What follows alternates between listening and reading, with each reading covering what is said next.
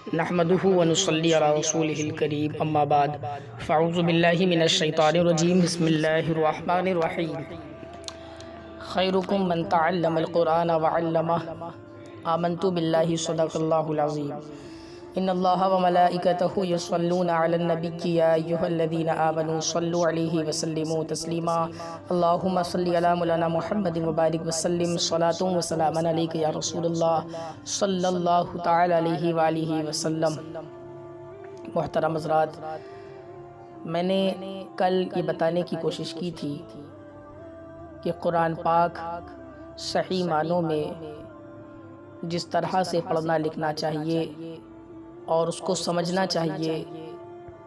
آج معاشرے میں اس کا پڑھنے کا اور سمجھنے کا ذوق و شوق ختم ہوتا نظر آ رہا ہے۔ میں نے اس کی وجہ بھی بتائی تھی کہ وجہ صاف یہی ہے کہ جس کام کو کرنے کا ڈھنگ اور ہمیں طریقہ نہیں معلوم ہوتا ہے، اس کام کو لاپرواہی سے انسان کرتا ہے، لیکن جس کام کا کرنے کا انسان کو طریقہ سلیقہ معلوم ہوتا ہے، وہ کام انسان بخوبی اچھے سے کرتا ہے، ذوق و شوق سے کرتا ہے۔ قرآن پاک اللہ کی وہ مقدس کتاب ہے کہ جو تمام کتابوں میں افضل و اعلیٰ ہے۔ اب اللہ رب العالمین کا یہ کلام ہے، کسی اور کا نہیں، تو اس کو اچھے طور پر صحیح طور پر پڑھنے کے جو آسان الفاظ ہوتے ہیں، طریقے ہوتے ہیں، اس طریقہ خیر پہ ہمیں اور آپ کو چاہیے اس قرآن کو پڑھیں اور پڑھائیں۔ بہت سارے ہمارے اور آپ کے معاشرے میں ایسے لوگ موجود ہیں کہ آج قرآن پاک کو وہ لوگ اچھے سے نہیں پڑھ پاتے،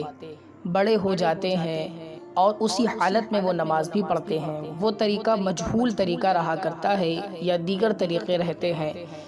کہاں پاس وقفہ ہے، کہاں پاس علامت ہے، لام کی علامت کہاں پاس ہے، اور کس طریقے سے آیت پر ٹھہرنا ہے، یہ سارے معاملات ہوتے ہیں۔ محترم، میں نے سوچا کہ ان سب متعلق بھی آپ کو بتا دیں، پھر انشاءاللہ دھیرے دھیرے جس کتاب کا میں نے انتخاب کرا ہے اس کے بارے میں بھی تبصرہ کرنا ہے۔ لیکن میں آپ کو یہی بتانا چاہ رہا ہوں کہ اگر آپ لوگ پڑھنے میں یہ غلطی کر رہے ہیں کہ مجہول پڑھائی آپ لوگ کرتے ہیں، قرآن پاک کو مجہول طرح سے پڑھ رہے ہیں، تو آپ حضرات قطعی طور پہ اس کو ہمیشہ کے لیے ہٹائیں، چونکہ یہ طریقہ جو ہوتا ہے یہ معتبر نہیں ہے، بلکہ معروف طریقہ جو ہوتا ہے وہ اچھے لہجے میں ہوتا ہے۔ مجہول طریقہ مثال کے طور پہ الف پیش او الف زیر اے، اور معروف طریقہ مثال کے طور پہ الف زیر ای اور الف پیش او،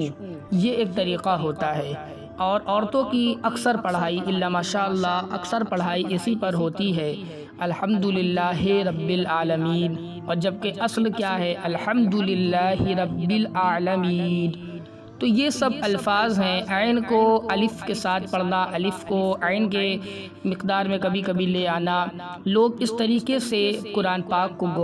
بالکل خراب کر دیتے ہیں، اور